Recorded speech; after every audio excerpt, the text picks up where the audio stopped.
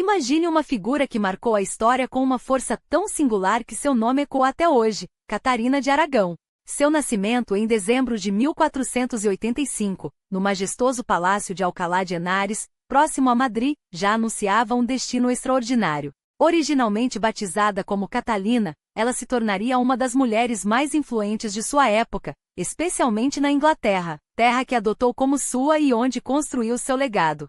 Seus pais não eram qualquer casal, Ferdinand II de Aragão, um monarca cujos domínios se estendiam desde as vibrantes cidades de Barcelona e Zaragoza até as joias mediterrâneas como Valência, as Ilhas Baleares e até mesmo a cobiçada Sicília e Nápoles, um reino que respirava poder e cultura. Já sua mãe, Isabel de Castela, era soberana de um território vasto e estratégico, abrangendo desde as terras ao norte até o coração da Península Ibérica, passando por Madrid e Toledo sem esquecer a reconquista de Granada, o último reduto muçulmano na Espanha, finalmente retomado em 1492. Juntos, Fernando e Isabel não apenas unificaram seus reinos sob uma mesma visão, como também lançaram as bases para a Espanha moderna, um feito que transcendeu suas próprias vidas. Mas o que torna a história de Catarina ainda mais fascinante é sua ligação com a realeza inglesa.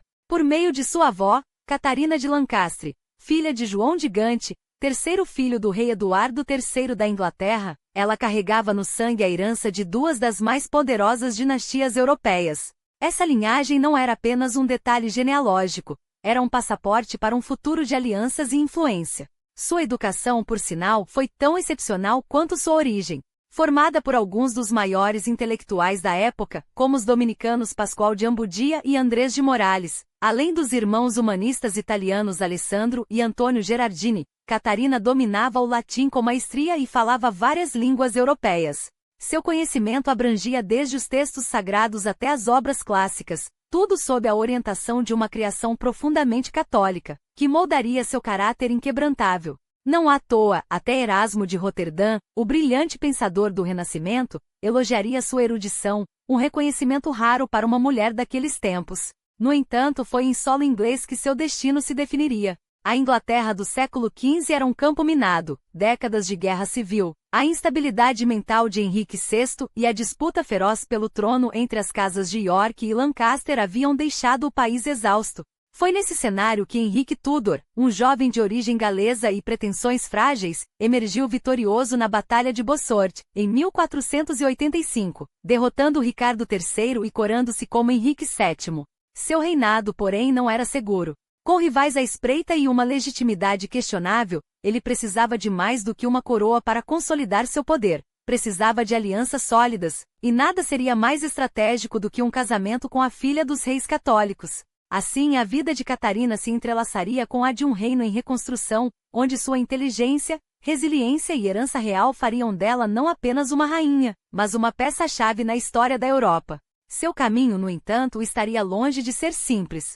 Afinal, quando o destino une ambição, poder e legados tão grandiosos, os desafios são tão imensos quanto as recompensas. E Catarina estava pronta para enfrentá-los. É impossível ignorar o peso dessa decisão quando se trata do futuro de uma dinastia. Os filhos não são apenas herdeiros, são os pilares sobre os quais se constrói um legado. E no caso dos Tudor, esse legado era frágil demais para ser deixado ao acaso. A linhagem de Henrique VII, embora triunfante em Bosworth, ainda ecoava os murmúrios da instabilidade. Um casamento com a filha dos reis católicos não era apenas uma aliança, era um escudo contra as tempestades que ameaçavam a coroa inglesa. E o rei inglês, astuto como poucos, sabia disso melhor do que ninguém. Os sinais eram claros desde o início. Já em setembro de 1486, enquanto Catarina ainda brincava nos salões de Castela, a corte de Henrique VII celebrava um marco que selaria o destino de ambos os reinos, o nascimento de Arthur, primogênito do casal real. Um herdeiro varão saudável, era a prova de que Deus sorria para os Tudor, mas um príncipe sozinho não bastava. Era preciso mais do que sangue, era preciso uma aliança que transformasse a Inglaterra de um reino vulnerável em uma potência inquebrantável. E quem melhor para isso do que a infanta espanhola, criada sob o olhar atento de Isabel e Fernando, soberanos que já haviam provado ao mundo como se constrói um império. As negociações começaram com a elegância de um baile diplomático e a precisão de um tratado de guerra. Em 1488, Rodrigo González de Puebla, um homem de lei tão perspicaz quanto eloquente, cruzou o Canal da Mancha com uma missão: tecer os fios que uniriam Arthur e Catarina. Os termos eram simples na teoria, complexos na prática. A dote, os direitos sucessórios, a manutenção da casa da princesa na Inglaterra, cada cláusula era um campo minado de interesses. Mas havia algo que todos concordavam: essa união não era apenas desejável, era necessária. A França, cada vez mais ambiciosa, observava de perto, e a Itália já se transformava no tabuleiro onde as grandes potências disputariam seu domínio. Uma aliança anglo-espanhola não seria apenas um casamento, seria um aviso. E então, em 1489, o impossível se tornou real. O Tratado de Medina del Campo foi assinado, selando não apenas um noivado, mas uma aliança militar e comercial que faria tremer os rivais. Inglaterra e Espanha finalmente estavam do mesmo lado. Mas o destino, como sempre, gostava de brincar com a paciência dos homens. As discussões sobre a dote de Catarina, uma fortuna que refletia seu valor, se arrastaram, e os detalhes sobre como sua casa seria mantida em solo inglês viraram motivo de atrito. Mesmo assim, o acordo resistiu, porque no fundo todos sabiam, esse casamento era o futuro. Enquanto os diplomatas debatiam números e protocolos, Catarina crescia, e não se limitava a ser uma princesa decorativa. Sua mente, afiada como a lâmina de uma espada toledana, devorava tudo: aritmética, direito, história, filosofia, heráldica e genealogia. Essas ciências tão caras às dinastias, tornaram-se suas aliadas. Ela aprendia não por obrigação, mas por instinto, porque sabia que um dia seu conhecimento seria sua arma. E enquanto estudava, viajava. Ao lado de Isabel e Fernando, percorria os Reinos Unidos de Castela e Aragão, testemunhando de perto como se governava um império. Viagens exaustivas, cortes itinerantes, decisões tomadas sob a pressão de nobres e bispos. Nada disso lhe era estranho. Pelo contrário, era o seu treinamento.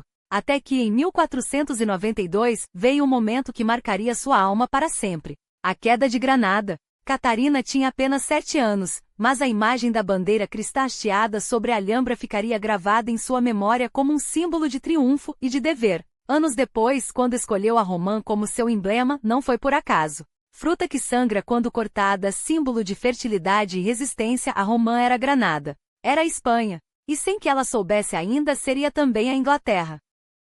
Mas o destino, mais uma vez, testaria a paciência dos Tudor. Nos anos que se seguiram, enquanto Catarina se preparava para ser rainha, um fantasma assombrava Henrique VII, Perkin Warbeck, o impostor que se dizia Richard de Shrewsbury, o jovem príncipe desaparecido na torre. Sua rebelião, alimentada por inimigos da coroa, ameaçava desestabilizar tudo. Por anos, Warbeck vagueou pela Europa, encontrando apoio onde pudesse, até que em 1497, foi finalmente capturado. Sua execução não foi apenas o fim de um traidor, foi a prova de que os Tudor estavam lá para ficar. E mais importante, foi o sinal que Isabel e Fernando precisavam: a Inglaterra era um reino estável o suficiente para receber sua filha. Com o caminho finalmente livre, as negociações ganharam novo fôlego.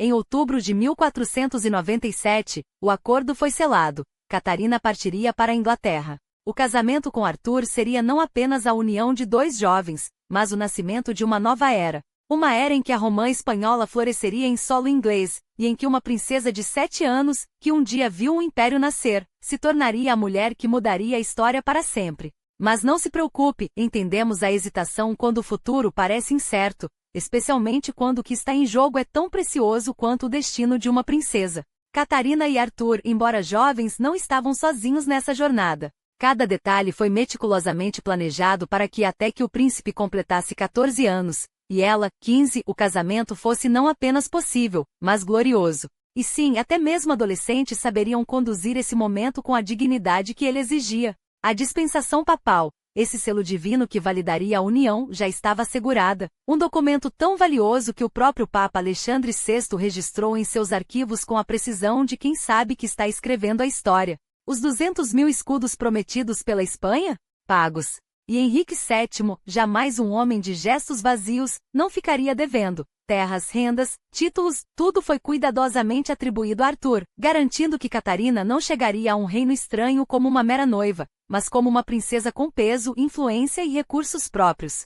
Seu Oseald em solo inglês seria um reflexo de sua grandeza, criados leais, conselheiros astutos, uma corte em miniatura que a acompanharia até o dia em que, finalmente, se tornaria rainha. Cada cláusula do tratado revisado foi ajustada, cada objeção superada, até que depois de quase uma década de negociações, o caminho estava livre. Em janeiro de 1498, dúvidas pairaram no ar como névoa matinal, mas foram dissipadas com a mesma eficiência com que a coroa espanhola pagava suas dívidas. Até que em maio de 1499, a notícia chegou, tudo estava pronto. Até mesmo o casamento por procuração celebrado na Inglaterra enquanto Catarina ainda respirava o ar quente de Granada, foi um espetáculo de pompa e promessa. E então, depois de anos de espera, o outono de 1501 chegou. Com ele a partida. Catarina embarcou rumo a um destino do qual não voltaria tão cedo se é que voltaria. Deixava para trás a Espanha, sua terra natal, onde viu impérios serem forjados, mas levava consigo algo ainda mais poderoso, o destino de duas nações entrelaçadas em seu próprio sangue. Quando seu navio atracou em Plymouth, no sudoeste da Inglaterra, em 2 de outubro, não era apenas uma princesa que desembarcava, mas a encarnação viva de uma aliança. E o que se seguiu não foi uma simples viagem, mas uma procissão triunfal, 5 semanas de deslumbramento em que Catarina, agora em solo inglês, foi recebida como a futura rainha que já era nos corações de muitos. Banquetes suntuosos, presentes de nobres ávidos por sua atenção, e acima de tudo, a presença imponente de Henrique VII, um homem que não deixava nada ao acaso. Até que em 12 de novembro, Londres a recebeu. E 3 dias depois, na majestosa Catedral de São Paulo, o que era promessa se tornou realidade. Catarina de Aragão e Arthur Tudor, príncipe de Gales, uniram-se em matrimônio. Os sinos badalaram, o vinho correu, e a Europa inteira observava. Mas o que poucos sabiam é que nas semanas que se seguiram, algo inesperado aconteceria, Orhater, não aconteceria. Porque apesar dos meses compartilhados, das noites sob o mesmo teto, do riso e das confidências trocadas, o casamento nunca foi consumado. Arthur, embora fosse um marido atencioso, era ainda um menino, e Catarina, embora fosse uma esposa devotada, permaneceu intocada. Um detalhe que mais tarde se tornaria o centro de uma das maiores controvérsias da história. Mas o destino não dá trégua. Em abril de 1502, a corte se mudou para Ludlow, no coração de Gales, onde Arthur assumiria suas funções como príncipe do país. Catarina o acompanhou, cheia de sonhos e projetos, até que a doença chegou. As Fiat Insignis, aquela praga misteriosa e implacável, ceifou a vida do jovem príncipe em questão de dias. Em 2 de abril, Arthur partiu, deixando para trás uma viúva de 16 anos, sozinha em um reino estranho, com um futuro que, de repente, parecia tão incerto quanto o vento que uivava pelas torres de Ludlow. A notícia chegou a Londres como um golpe. Henrique VII, sempre pragmático, agiu rápido. Mensageiros foram despachados para a Espanha, levando a dolorosa verdade aos ouvidos de Isabel e Fernando. Mas se esperavam lágrimas e luto prolongado, subestimaram a resiliência de uma princesa forjada no fogo das cortes de Granada e Castela. Catarina não se curvou. E quando a questão do seu dote e de seu futuro voltou à mesa, ela já sabia que sua história estava longe de terminar, porque afinal, havia ainda um irmão mais novo. Um menino de 11 anos chamado Henrique, cujo destino, sem que ninguém soubesse, já estava entrelaçado ao dela. E se o primeiro casamento fora um prelúdio, o que viria a seguir seria um capítulo escrito não com tinta, mas com sangue, ambição e o peso de 2 coroas. Enquanto isso, o mundo continuava a girar. Em novembro de 1504, a rainha Isabel de Castela faleceu, deixando um vazio no trono e uma herança disputada. Sua filha mais velha, Joana, irmã de Catarina, herdaria Castela, mas o reino já tremia sob o peso de sua instabilidade. Fernando, viúvo e astuto, via suas opções se estreitarem. E na Inglaterra, Henrique VII, cada vez mais doente, olhava para o filho mais novo com uma mistura de orgulho e cálculo. O jogo estava longe de acabar. Na verdade, estava apenas começando. E então, como um golpe de mestre no tabuleiro europeu, surge Felipe, o Belo, arquiduque da Áustria, herdeiro de um império tecido com fios de ouro e aço. Os Habsburgos não brincavam em serviço. Entre as mãos deles, a Áustria e a Borgonha reluziam como joias de uma coroa que já se estendia pelos Países Baixos e lambe as fronteiras da França, como uma maré que recusa retroceder. E não era só isso. Felipe carregava consigo o peso e o brilho do título de rei dos romanos, um prefixo que, na prática, o colocava a um passo do trono imperial. Um homem jovem cortejado pela fortuna e pela política, amado por uns, temido por outros, e agora unido a Joana de Castela em um casamento que não era apenas de corpos, mas de destinos. Era a fusão perfeita, a casa dos Trastâmara, com suas raízes profundas na Península Ibérica, entrelaçada aos ramos robustos dos Habsburgos. Uma aliança que não se contentava em dominar reinos, queria redesenhar o mapa da Europa. Juntos, Castela e a Áustria poderiam erguer um império que estendesse sua sombra desde os Pirineus até as planícies da Hungria, unindo o Ocidente em um abraço de ferro e seda. E no centro desse plano, como uma peça-chave ainda por revelar, estava Carlos, filho de Joana e Felipe, cujo nome já sussurrava promessas de grandeza. Um menino destinado a herdar não um, mas vários tronos, e cuja tia, Catarina de Aragão, nem imaginava o papel que um dia desempenharia em sua vida. Mas enquanto a Europa sonhava com esse futuro dourado, a realidade em Castela era uma faca de dois gumes. Joana, agora rainha, deveria ser a soberana inconteste, mas o poder, como um falcão adestrado, voava de volta para as mãos de Fernando. O velho rei, viúvo e implacável, não estava disposto a soltar as rédeas do reino que ajudara a forjar.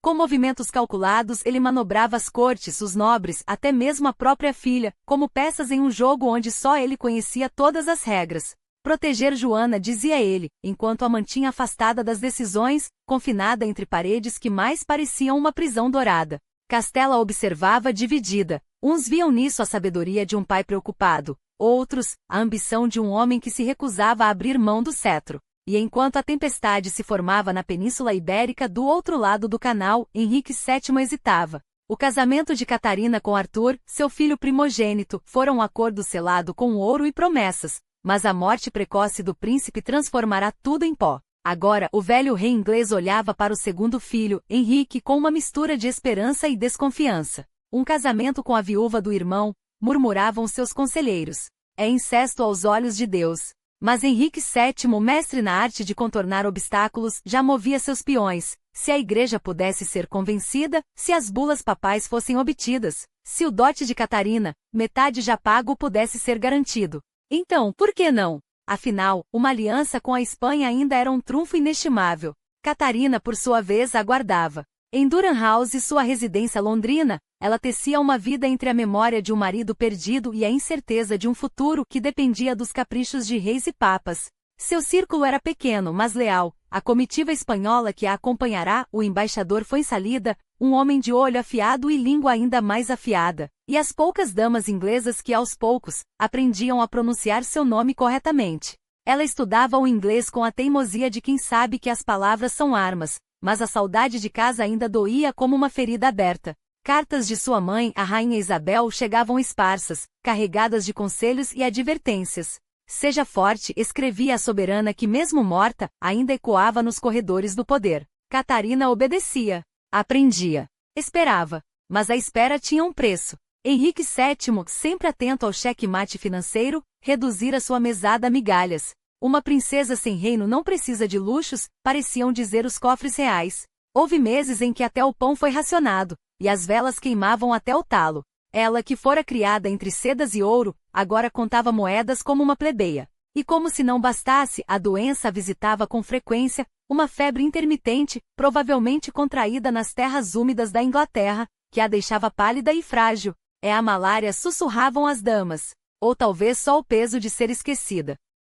Enquanto isso, as negociações pelo novo casamento arrastavam-se como um navio sem vento. Henrique VII barganhava, adia, exigia. Fuensalida, exasperado, escrevia a Fernando: o rei da Inglaterra joga conosco como um gato com um rato. Ele quer o ouro, mas não quer se comprometer. E então, como um raio em céu claro, a notícia: Felipe o Belo morre. Setembro de 1506. Um golpe que abala a Europa. Joana, já frágil, desmorona. Fernando, sempre oportunista, vê sua chance e agarra. Com o genro morto, ele reassume o controle de Castela, trancafiando a própria filha em Tordesilhas por sua segurança. O reino mais uma vez era seu. E Catarina? Catarina continuava em Londres, uma peça valiosa, mas imóvel no tabuleiro. Até que em abril de 1509, a morte visita novamente a corte inglesa. Henrique VII expira, deixando para trás um império de dívidas e um filho de 17 anos, ávido por glória. Henrique VIII, jovem, alto, ruivo como um leão,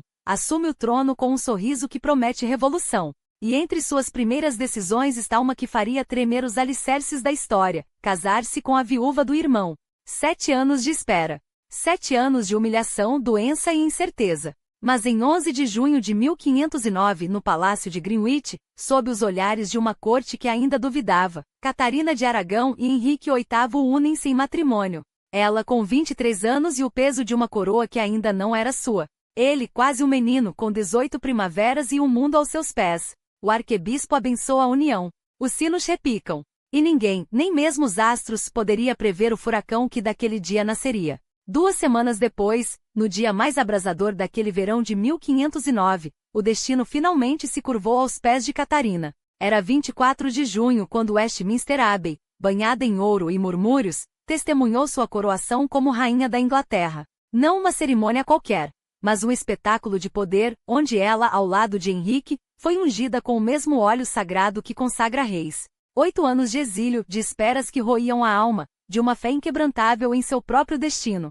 E eis que a história, com sua ironia cruel e bela, lhe devolve tudo de uma só vez: a coroa, o trono, o direito de dizer eu venci. Mas Catarina não era do tipo que se contentava com símbolos. Enquanto os sinos ainda ecoavam pela cidade, ela já tecia os fios do poder que Henrique, jovem e ardente, mal começara a compreender. O rei sonhava com glórias medievais, torneios, cruzadas, o brilho das armaduras sob o sol de França. Ela, porém, via mais longe. Via alianças. Via um império onde a Espanha de seus pais e a Inglaterra de seu marido se entrelaçariam como aço e seda. E assim, com uma habilidade que só quem aprendeu a esperar domina, Catarina começou a moldar o reino. Primeiro com um sorriso, o embaixador espanhol Dom Luís Carroz de Vilaraguto chegou a Londres em 1510, não como um estrangeiro, mas como um conviva de honra. Depois com estratégia, enquanto Henrique flertava com a ideia de reacender a Guerra dos 100 Anos, a tentação de reviver os feitos de Eduardo III. Ela o guiava para onde a verdadeira batalha se travava, nos salões de poder, nos tratados secretos, nos mapas onde a Europa se redesenhava.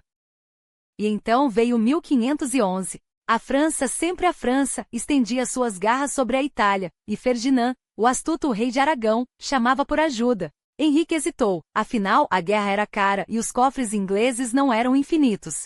Mas Catarina soube sussurrar nos ouvidos certos. Soube lembrar ao marido que um rei não se mede apenas por espadas, mas por alianças. E assim, contra todas as expectativas, a Inglaterra se juntou à Liga de Cambrai, uma coligação de ambições onde Papado, Habsburgo e Aragão se uniam para frear o avanço francês. O plano? Um ataque coordenado. Enquanto os espanhóis marchavam sobre Navarra, os ingleses desceriam sobre Aquitânia, aquela joia cobiçada desde os tempos de Leonor. Conquistaremos Guiena. Sonhava Henrique, os olhos brilhando com a promessa de glória. Mas a realidade, como sempre, era mais ácida. Ferdinand usou as tropas inglesas como peões, sacrificando-as em Navarra enquanto prometia mundos e fundos. Quando a poeira baixou, o que restou foi um gosto amargo na boca, e a certeza de que na política até os aliados são lobos. Mas Catarina não se abalava. Se 1511 foi um ano de lições duras, 1513 seria o de sua redenção. Enquanto Henrique, sedento por prova de sua própria lenda, partia para a França à frente de um exército reluzente, ela ficou. Não como uma rainha decorativa, mas como regente e governadora de um reino, capitã-general de um povo. E foi então que o destino mais uma vez lhe ofereceu um palco. No norte, onde as colinas de Northumberland se erguem como sentinelas, James IV da Escócia, aliado dos franceses, invadia a Inglaterra com 30.000 homens. A corte tremeu. Os lordes murmuravam.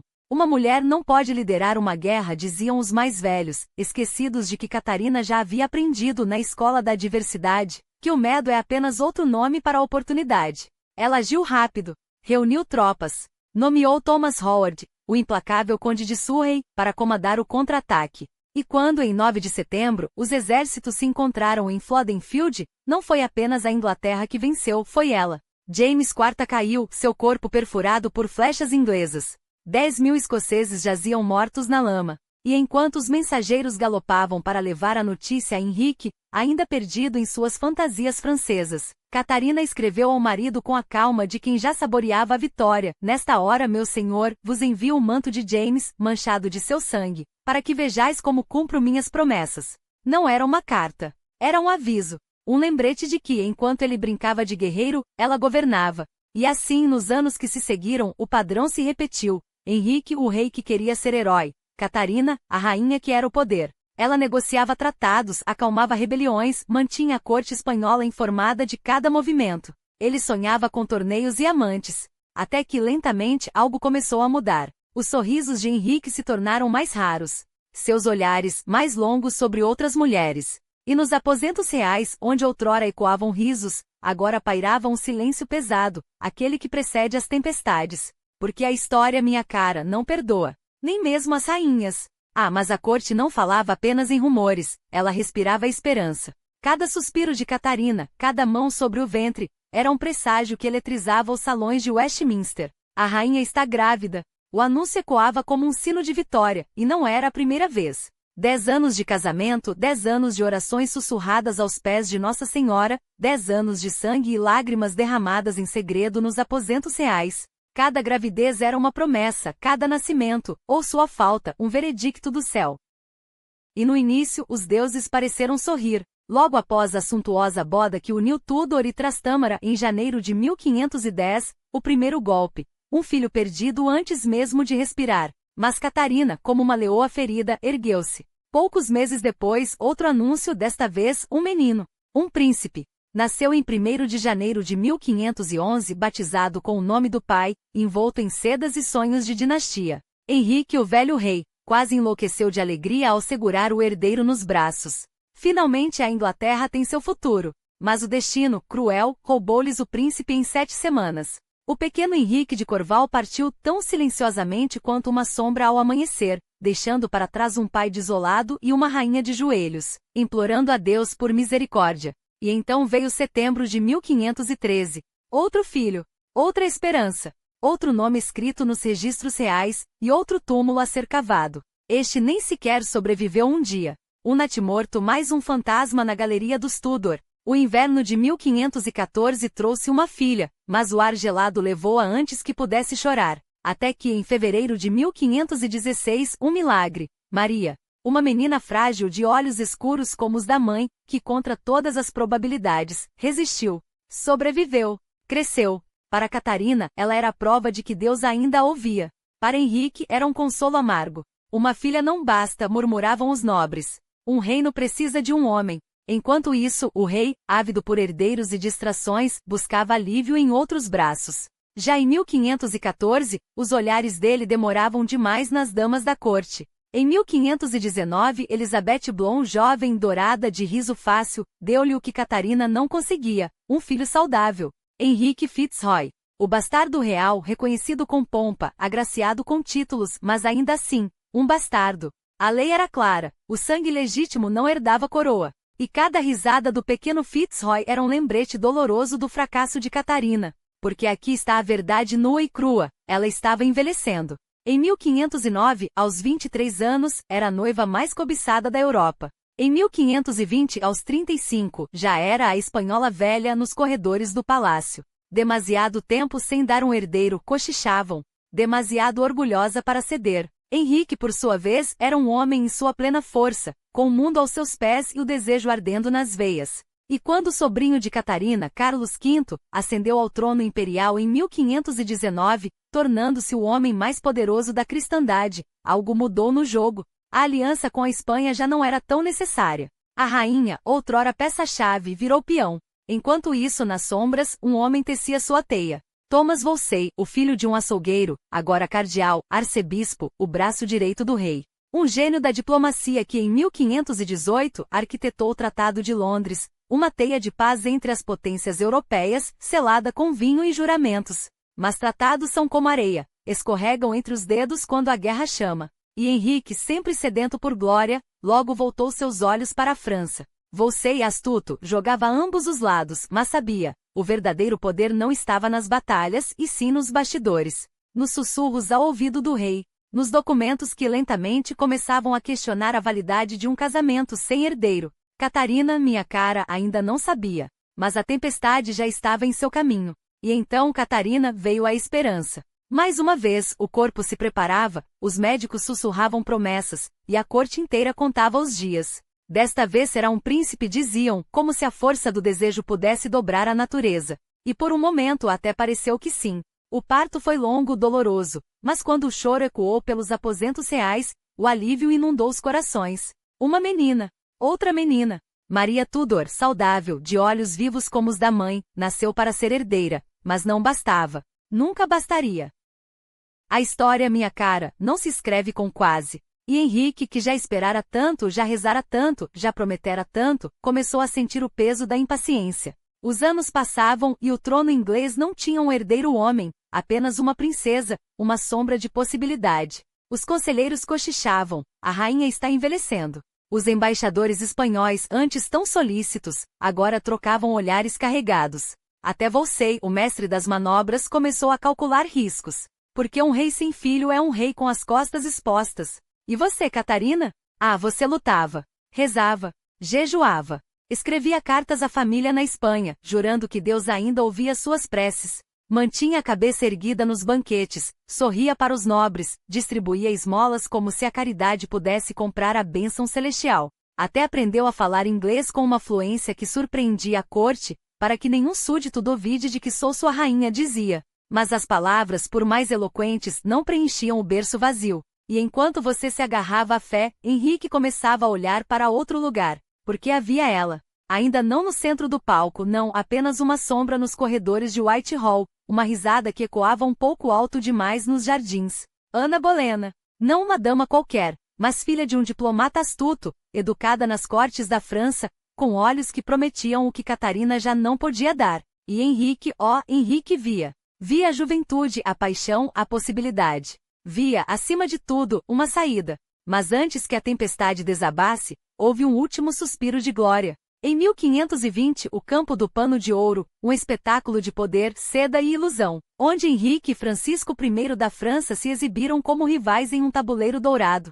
Catarina, sempre a rainha diplomata, esteve lá radiante, enquanto os dois reis se mediam com sorrisos afiados. E por um instante até pareceu que a aliança com a Espanha ainda valia algo, que a guerra contra a França mais uma vez uniria Henrique a Carlos V, que o passado, seu casamento, sua coroa ainda tinha futuro. Mas a política, como o amor, é um jogo de tabuleiro onde as peças mudam de lugar sem aviso. E quando a poeira baixou, quando os tratados foram assinados e as espadas embainhadas, uma coisa ficou clara. Henrique não era mais o mesmo homem que casara com a viúva de seu irmão. Não era mais o príncipe que jurara lealdade a Roma. Era um rei que começava a questionar tudo, até mesmo os votos que o ligavam a você.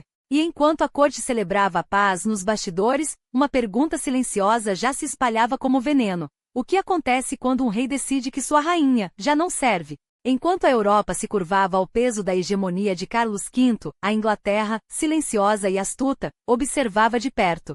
E você, Catarina, que outrora fora peça-chave nesse tabuleiro de poder, agora se via reduzida a uma sombra nos salões de Greenwich. Os anos 1520, que deveriam ter sido seu triunfo, transformaram-se em um deserto de solidão. As confidências com Henrique esmoreceram até se tornarem eco de um passado distante. Ele já não a procurava para falar de alianças, de guerras, ou mesmo da glória de seu sobrinho, o imperador que agora ofuscava até o sol. Em vez disso, os murmúrios da corte passavam por você como se fosse um fantasma e presença obrigatória, mas sem voz. E então veio ela. Mary Boleyn, filha de um ambicioso cortês, não era a primeira a chamar a atenção do rei. Mas havia algo em seu riso, em sua ousadia de quem crescerá entre as intrigas da corte francesa, que fez Henrique esquecer, por um instante, o peso da coroa. Em 1520, no esplendor do Campo do Pano de Ouro, ele a viu pela primeira vez, não como uma dama qualquer, mas como uma promessa de prazer sem consequências. E quando, anos depois, os rumores de um filho bastardo circularam pelos corredores de Whitehall, ninguém ousou questionar. Afinal, um rei tem direitos. Até mesmo o direito de descartar. Mas Mary era apenas o prelúdio. Porque em 1526, quando o desejo de Henrique já se esgotava por ela, outra Boleyn entrou em cena, e desta vez, não como amante, mas como ameaça. Anne não se contentava com migalhas. Não sorria em silêncio, não se curvava. Ela exigia. E o que exigia, acima de tudo, era um trono.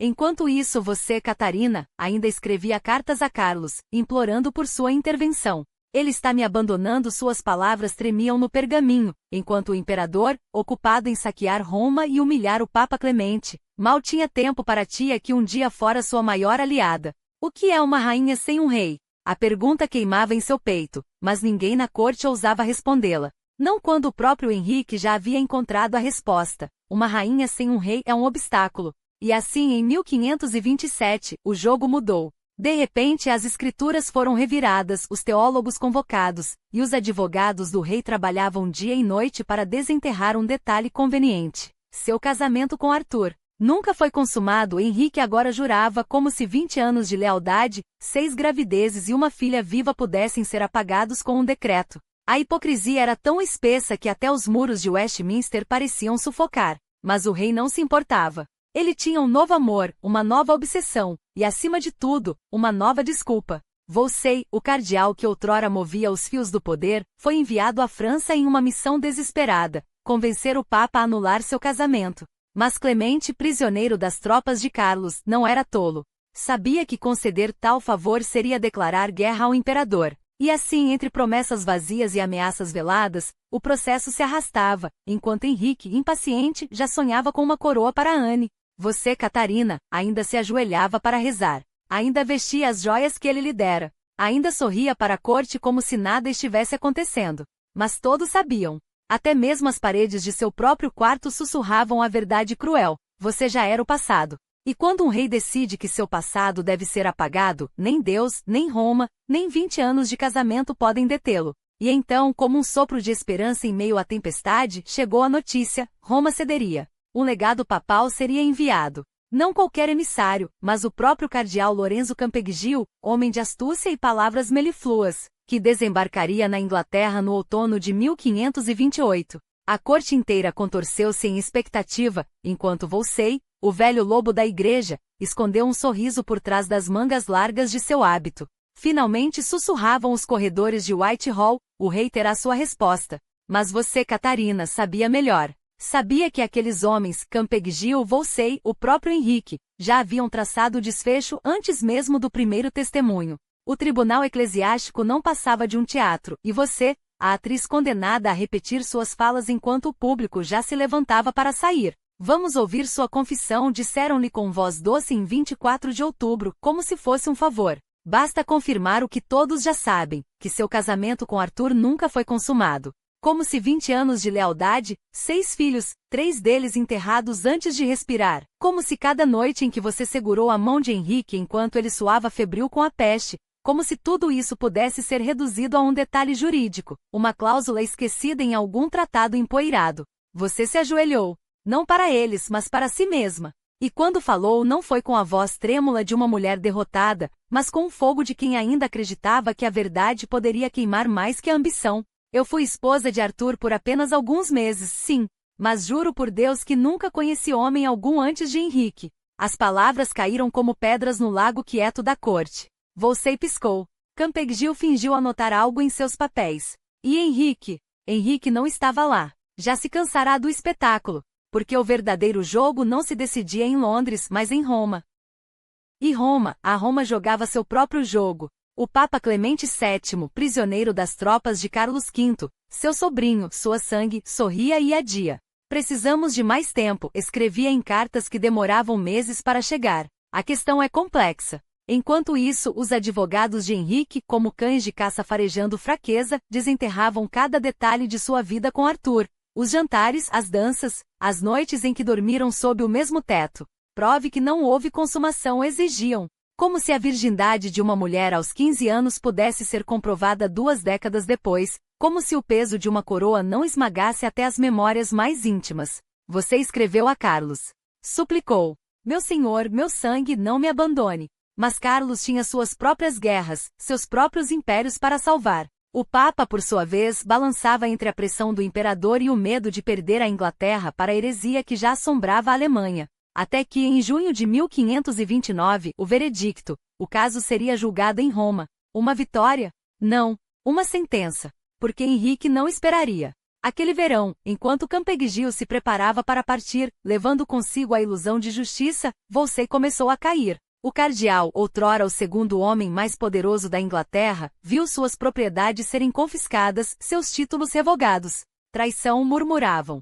Ou talvez apenas a conveniência de um rei que já não precisava mais de seus serviços. Quando Wolsey morreu no caminho para o exílio, dizem que suas últimas palavras foram para Deus. Mas você sabia, eram para Henrique. Um aviso que nenhum homem, por mais leal, estava salvo quando se tornava um obstáculo. E então veio o silêncio. O silêncio de um rei que já não falava com você, que evitava seus aposentos, suas cartas, até mesmo seu nome, que nas festas da corte sentava-se ao lado de Anne Boleyn, sempre rindo, sempre tocando-a como se ela já fosse rainha. Você continuava a bordar suas camisas, como se cada ponto pudesse costurar de volta o que se desfiava. Continuava a sorrir para os embaixadores, a rezar, a escrever. Mas a cada dia, a corte encolhia à sua volta, como um vestido que já não servia. Até que em outubro de 1529, a notícia chegou como um golpe. Henrique convocaria um novo tribunal. Desta vez sem Roma. Desta vez com homens dele. E você soube finalmente que não havia mais esperança. Só restava a escolha, curvar-se ou queimar. E então, como se o destino tecesse suas últimas ironias com fios de ouro e veneno, chegou a sentença. Não em Roma, não sob o olhar severo do Papa, mas ali mesmo, em solo inglês, entre paredes que ecoavam a voz do próprio Henrique. O tribunal que você tanto temera não era mais uma ameaça distante, era uma realidade montada sob suas narinas, com homens que já haviam sido comprados, argumentos já ensaiados, e uma conclusão escrita antes mesmo que a primeira palavra fosse dita. Catherine, você deve ter ouvido os passos dele se aproximando pelo corredor de pedra fria. Devem ter soado como marteladas em seu peito. Os oficiais do rei, sorridentes, quase solícitos, como se estivessem ali para lhe oferecer um favor, e não para enterrar 20 anos de lealdade sob o peso de um decreto. Sua Majestade, o rei, em sua sabedoria, determinou que as palavras devem ter se misturado ao zumbido em seus ouvidos. Eles falavam de anulação, de impedimentos canônicos, de um casamento que nunca deveria ter existido. Falavam como se você fosse uma peça em um tabuleiro, movida sem consulta, descartada sem remorso. E você, rainha, até o último fio de sua dignidade deve ter erguido o queixo. Não reconheço esta corte. 3 palavras que soaram como um grito de guerra em meio ao silêncio complacente da sala. Só Roma pode julgar este casamento. Mas Roma já não importava. Roma era um fantasma, um eco de um mundo que Henrique havia decidido apagar. Eles sorriam, anuiam, registravam sua recusa como se fosse mais uma formalidade a ser arquivada. Sua teimosia só prolonga o inevitável, devem ter murmurado, como se a teimosia não fosse o último bastião daqueles que se recusam a ajoelhar. Enquanto isso, em outro canto do palácio, Anne Boleyn já provava os vestidos que haviam sido seus. Já assinava documentos com a letra miúda e precisa de quem sabe que o poder está ao alcance dos dedos. Já sussurrava ao ouvido de Henrique não mais como amante, mas como conselheira, como futura rainha, como a mulher que finalmente lhe daria o herdeiro que você não pôde. E o rei, cego de desejo e de fúria, ouvia. Porque era mais fácil ouvir do que enfrentar a verdade, que não era o amor por Anne que o movia, mas o medo. Medo de envelhecer sem um filho homem, medo de ser lembrado como o último Tudor, medo de que a história o chamasse de fraco. Você deve ter sentido o chão tremer debaixo dos seus pés quando soube que Cranmer, aquele Cranmer, o homem que Henrique havia colocado no trono de Canterbury como um fantoche obediente, convocara um sínodo em Dunstable. Não era mais uma questão de se, mas de quando. E em maio de 1533, sob o olho atento de um Deus que parecia ter virado o rosto, o veredicto caiu como uma lâmina. Seu casamento era nulo. Você nunca havia sido rainha. Sua filha Mary era bastarda. 20 anos de noites em claro, de orações, de sangue derramado em partos malogrados. Tudo reduzido a um pedaço de pergaminho, a uma assinatura real que nem sequer se deu ao trabalho de olhá-la nos olhos. E então veio o exílio. Não um desterro ruidoso, não uma prisão escura, mas algo pior, a indiferença. Você foi enviada para Kimbolton, uma propriedade afastada, onde os corredores ecoavam com o silêncio de quem já não importava. Longe da corte, longe de Mary, longe até dos olhares piedosos dos servos que um dia se ajoelhavam ao passar por você. Apenas algumas damas de companhia, algumas cartas censuradas, e o frio que se infiltrava pelos vidros das janelas, como se até o inverno conspirava contra você. Mas mesmo ali você não se curvou. Escreveu cartas. Ao Papa, ao Imperador, a qualquer um que ainda pudesse ouvir. Assinou-se sempre como Catherine, a verdadeira rainha da Inglaterra. Rezou, jejuou e esperou. Não pela misericórdia de Henrique. Essa, você já sabia, nunca viria. Mas pela justiça de um Deus que, ao contrário dos homens, não se deixava comprar. Enquanto isso, em Londres, as badaladas dos sinos anunciavam um novo tempo. Anne era coroada com pompa, com o povo aclamando, ou fingindo aclamá-la, porque quem ousaria fazer diferente? Henrique finalmente tinha sua rainha jovem, seu ventre fértil, sua chance de um herdeiro. A Igreja da Inglaterra nascia não de um milagre, mas de um capricho. E você, Catherine, era apenas uma nota de rodapé na história que eles estavam reescrevendo. Até que em janeiro de 1536, a notícia chegou como um suspiro de alívio em meio à tempestade. Você estava doente. Não uma doença qualquer, mas algo que consumia suas forças devagar, como se o próprio corpo tivesse decidido que já era a hora de descansar. Eles devem ter pensado que era o fim de um incômodo, que você enfim sairia de cena sem fazer mais barulho. Mas até na morte, você se recusou a dar a Henrique a satisfação de vê-la quebrada. Suas últimas palavras não foram de desespero, mas de desafio. Mesmo na morte serei leal. Rezo por meu marido, o rei, e por minha filha, a princesa Mary. E então em 7 de janeiro você fechou os olhos para sempre, não como uma rainha deposta, mas como a última mulher que ousou dizer não a Henrique VIII. E só então, quando seu corpo já esfriava sob o sudário, é que eles perceberam. Você havia ganhado. Porque enquanto Anne caía em desgraça, enquanto Henrique envelhecia amargurado, enquanto a Inglaterra se afogava no sangue de sua própria revolta, você se tornava lenda. A rainha que não se curvou, a esposa que não traiu, a mãe que não abandonou. E Henrique? Ele passou o resto dos dias perseguido pelo fantasma de uma mulher que no fim, foi a única que jamais pertenceu a ele. E então, enquanto o reino se curvava à nova ordem, enquanto os sinos repicavam pela coroação de outra, enquanto o próprio ar parecia vibrar com o peso das traições e das alianças forjadas no fogo da ambição, Catherine permanecia. Não como uma sombra, não como uma lembrança esmaecida, mas como uma chama que se recusava a apagar. Eles a chamavam de princesa viúva de Gales, um título vazio, uma cortesia cruel, como se pudessem reduzir 2 décadas de reinado a um mero detalhe burocrático. Mas ela sorriu com a mesma graça que desarmava embaixadores e silenciava cortesãos e recusou. Sou e sempre serei, a rainha de Inglaterra disse, enquanto suas palavras ecoavam como um desafio lançado aos pés de Henrique. Não era teimosia. Era verdade. Porque um título não se decreta, não se anula com um golpe de caneta ou um selo papal comprado a peso de ouro. Um título se conquista. E o dela havia sido escrito com o sangue de partos sofridos, com as noites em claro ao lado de um marido que outrora jurara amá-la até a morte, com as orações murmuradas por um povo que, apesar de tudo, ainda a chamava de minha rainha nos cantos mais remotos do país. Enquanto isso, nas ruas de Londres, uma voz se erguia, não há de um pregador, não há de um nobre, mas há de uma mulher comum, ou talvez não tão comum assim. Elizabeth Barton, a donzela santa de Kent, falava em visões, em advertências divinas, em um rei que seria punido se ousasse desrespeitar os desígnios de Deus. E o povo acreditava. Porque em um mundo onde os poderosos decidiam o destino dos humildes com um aceno de mão, a profetisa era a única que ousava dizer o que todos pensavam. Que o casamento de Henrique e Ana era uma abominação, que Catherine era a esposa legítima, que Maria, e só Maria, era a herdeira legítima do trono. Os sermões de Barton atraíam multidões. Os nobres tremiam. E Henrique? Henrique se contorcia em sua própria pele, porque até mesmo os céus, parecia, conspiravam contra ele. Mas o rei não era homem de se curvar à vontade divina, ou à vontade do povo. Em 1534, quando a primavera pintava os campos de verde e os corações de esperança, veio a sentença que todos temiam. O Papa finalmente falará. E sua voz foi um golpe certeiro no orgulho de Henrique. O casamento com Ana é nulo.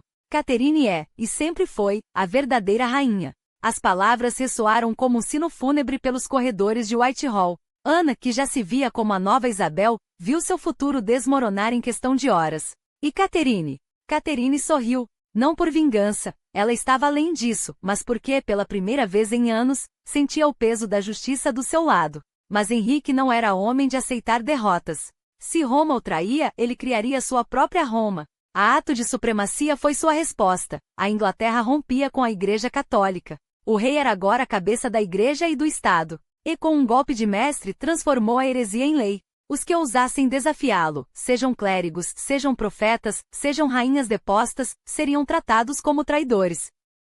Catherine, porém, não se dobrou. Mesmo confinada em Kimbolton, uma prisão dourada onde o ar gelado da Inglaterra se misturava ao cheiro de cera das velas que queimavam em suas orações, ela se recusou a reconhecer a autoridade de Henrique sobre sua alma. Sua casa era pequena, seu séquito reduzido a uma dúzia de fiéis espanhóis, em sua maioria, que a chamavam de majestade em voz baixa, como se o título ainda tivesse poder. E tinha. Porque enquanto Ana se afogava em seu próprio veneno, enquanto Henrique se tornava um tirano paranoico, enquanto a corte se transformava em um ninho de serpentes, Caterina escrevia cartas a Maria, sua filha, a quem ensinara a ser rainha mesmo quando o mundo lhe negava o direito, ao imperador Carlos V, seu sobrinho, rogando que não abandonasse sua causa, ao Papa, suplicando que não deixasse a fé ser pisoteada por um homem que se julgava acima de Deus. E o povo? O povo não a esqueceu. Em tavernas, em mercados, em igrejas clandestinas, seu nome era sussurrado como uma prece. A verdadeira rainha, a mãe da princesa legítima. Até mesmo os que temiam Henrique não ousavam negar. Caterine de Aragão não era uma mulher, era um símbolo. E símbolos não morrem, eles se tornam eternos. Até que em janeiro de 1536, o inverno inglês mostrou sua face mais cruel. Uma febre a tomou lenta e implacável. Não houve médicos que a salvassem, não houve orações que a curassem. Mas até o último suspiro, ela se recusou a ceder. Quando o embaixador Chapuz, de joelhos ao seu lado, lhe pediu que pensasse em sua alma, que fizesse as pazes com Henrique, ela respondeu com um sorriso cansado: quando eu estiver diante de Deus, não precisarei de outro defensor além de minha própria consciência. E assim, na quietude de um quarto iluminado apenas pela luz cinzenta que filtrava pelas janelas, a rainha que nunca deixou de sê-lo fechou os olhos. Não como uma derrotada, não como uma vítima, mas como uma mulher que até o fim escolheu a dignidade. Henrique, quando soube, não chorou. Mas dizem que naquela noite, ele sonhou com uma coroa partida ao meio, e que ao acordar, ordenou que todas as joias de Caterine fossem derretidas. Como se isso pudesse apagar seu legado. Como se o ouro pudesse valer mais que a história. Eis que o século XVI não era apenas um tempo de sombras e silêncios. Não era um bloco único de ignorância, como alguns gostariam de pintar. Era um tabuleiro onde rainhas moviam peças com a mesma destreza que reis, e Caterine, mesmo quando o corpo a traía, jamais deixou de jogar. Ela resistiu até o último suspiro, enquanto o outono de 1535 se arrastava como um luto antecipado. Explorou cada brecha, cada carta não escrita, cada aliado que ainda pudesse erguer a voz por ela. Até o Papa Paulo III, recém-entronizado, foi convocado a se pronunciar, uma declaração que chegaria tarde demais, como um perdão sussurrado a um navio já afundado. Henrique, excomungado, ria dos decretos de Roma como quem ri de um inimigo que atira flechas contra o vento. Ele não seguia regras, ele as quebrava, e o mundo tremia com o estalo de cada uma delas. Mas a ironia, enquanto Caterine tecia suas últimas esperanças, era seu próprio sangue que a traía. Carlos V, o sobrinho que deveria ser seu escudo, hesitava. A França sangrava em guerras, e a última coisa que o imperador desejava era mais um conflito por causa de uma tia teimosa. A política, como sempre, era um jogo de xadrez onde os peões eram corações. E então veio o inverno. Em dezembro, quando o ar gelava até os ossos, o embaixador Chapuz encontrou-a em Kimbolton, não a sombra de uma rainha, mas uma mulher que ainda acendia velas contra a escuridão. Sorriu para ele. Falou do futuro, como se o tempo não estivesse contando seus últimos grãos de areia. Como se o corpo não estivesse, dia após dia, se rendendo àquilo que nem a fé nem a teimosia poderiam deter. Até que janeiro chegou. No dia 7, às 2 da tarde, o silêncio se fez tão denso que até as paredes pareciam reter a respiração. Quando a autópsia revelou seu coração, negro, danificado, como se a dor tivesse se materializado em carne, alguns sussurraram veneno, outros doença. Mas a verdade é que nenhum médico poderia nomear o que realmente a consumira. Anos de humilhação vestida de protocolos, de amor transformado em arma, de uma coroa que lhe foi arrebatada como se fosse um brinquedo quebrado. Enterraram-na em Peterborough, não como uma rainha, mas como a estimada senhora que um dia foi. Como se 24 anos de reinado pudessem ser reduzidos a uma lápide modesta. Como se a Inglaterra que ela deixará para trás não carregasse suas digitais em cada lei, em cada aliança, em cada criança que aprenderá a ler graças aos seus patronatos. Enquanto Henrique, em 1536, declarava-se cabeça suprema da Igreja.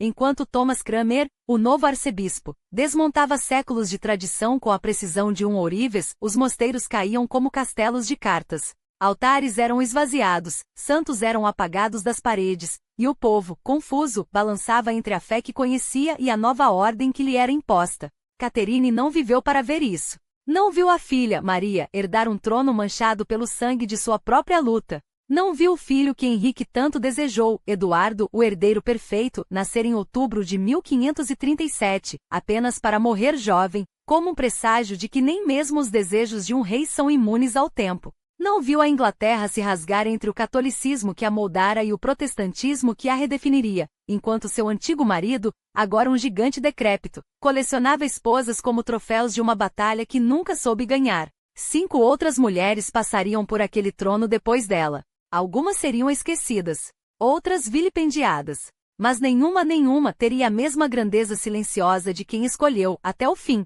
ser rainha não do reino, mas de si mesma. Eis a herança que Henrique não pôde derreter. Uma mulher que, quando a história tentou apagá-la, se tornou tinta. Mas só 2 delas, apenas 2, deixariam marcas que o tempo não ousaria apagar. Jane Seymour, a terceira, não foi abandonada. Foi a morte quem a levou, roubando-a do leito onde dera à luz o herdeiro tão desejado. 12 dias de agonia após o parto, o corpo consumido por febres que nem os médicos do rei, nem suas preces desesperadas conseguiram deter. Henrique chorou, dizem que chorou de verdade dessa vez. Não por amor, mas pela promessa que morria com ela. Um filho homem vivo, respirando o ar que um dia seria seu reino. Eduardo VI, o menino rei, tinha apenas 9 anos quando o pai fechou os olhos para sempre. 9 anos para carregar o peso de uma coroa forjada com o sangue da mãe que nunca conheceu. E então veio Catarina Parr, a última. A que sobreviveu. Não por sorte, mas por astúcia. Ela soube dançar no fio da navalha. Conselheira quando ele precisava de sabedoria, submissa quando sua fúria exigia silêncio. Quando Henrique morreu, em 1547, foi ela quem fechou seus olhos, e quem, meses depois, se casou em segredo com Thomas Seymour, o homem que sempre amara. O escândalo foi enorme. A rainha viúva, grávida aos 35 anos, morrendo de febre puerperal como Jane antes dela. Mas dessa vez, não havia rei para chorar. Só um túmulo sem lápide e uma criança órfã antes de nascer. As outras foram sombras. Ana de Cleves, a quarta, durou 6 meses. Um casamento por conveniência, um divórcio por nojo. A égua de Flandres ele a chamou, depois de vê-la pela primeira vez. Ela, porém, saiu intacta, com uma pensão generosa, propriedades e o título de a irmã amada do rei. Henrique lhe deu tudo, menos dignidade. Mas Ana riu por último, foi a única que enterrou todos os seus algozes. Viveu até 1557, assistindo de longe ao colapso da dinastia que a rejeitou. Catarina Howard, a quinta, tinha 17 anos quando subiu ao cadafalso. Sua culpa? Ter amado antes do rei, ter rido depois dele, ter sido jovem demais para entender que na corte de Henrique a beleza era uma armadilha. Morro como rainha, mas gostaria de morrer como esposa de Culpeper, sussurrou ao carrasco. Sua cabeça rolou em 1542, e seu fantasma, dizem, ainda vagueia por Hampton Court, uma menina perdida entre os retratos de mulheres que, como ela, foram troféus e depois lixo. E Ana Bolena. A Ana, a mulher pela qual Henrique rasgou a igreja, desafiou Roma e transformou a fé de uma nação em instrumento de desejo. A que foi coroada com pompa inigualável e executada com uma espada francesa por clemência, disseram. Sua acusação? Adultério e incesto, traição. Mentiras tão grosas que até seus inimigos engasgavam ao repeti-las. Mas o verdadeiro crime de Ana foi não dar ao rei um filho homem. E pior, ter-lhe dado uma filha, Elizabeth, que se tornaria a maior rainha que a Inglaterra já conheceu. Henrique não percebeu, em sua fúria cega, que estava forjando seu próprio fim. Cada esposa que descartou era uma rachadura no trono. Cada cabeça que rolou, uma semente de revolta. Quando morreu, em 1547, deixava para trás um reino dividido, um tesouro vazio e um filho de 9 anos demasiado frágil para segurar o que seu pai havia quebrado. E Catarina de Aragão? Ela resistiu. Quando Henrique a expulsou de corte, ela se recolheu a Kimbolton, onde teceu seu próprio sudário com fios de orgulho. Recusou-se a reconhecer o divórcio, a renunciar ao título, a curvar-se. Até a morte serei vossa leal esposa, escreveu ao homem que a traía. Morreu em 1536 sozinha, mas não derrotada. Seu corpo foi enterrado como princesa viúva de Gales, nunca como rainha da Inglaterra. Mas a história teimosa lhe deu o último riso. Foi sua filha, Maria, quem restaurou o catolicismo que Henrique destruíra. Foi seu sangue que correu nas veias da rainha que enterrou para sempre o nome Tudor. Henrique VIII colecionou mulheres como um menino coleciona pedras, jogando-as fora quando perdem o brilho. Mas as pedras, meu caro, têm o hábito de voltar. Como ondas. Como facas. Como herdeiras. E no fim, nenhuma delas precisou dele para ser lembrada.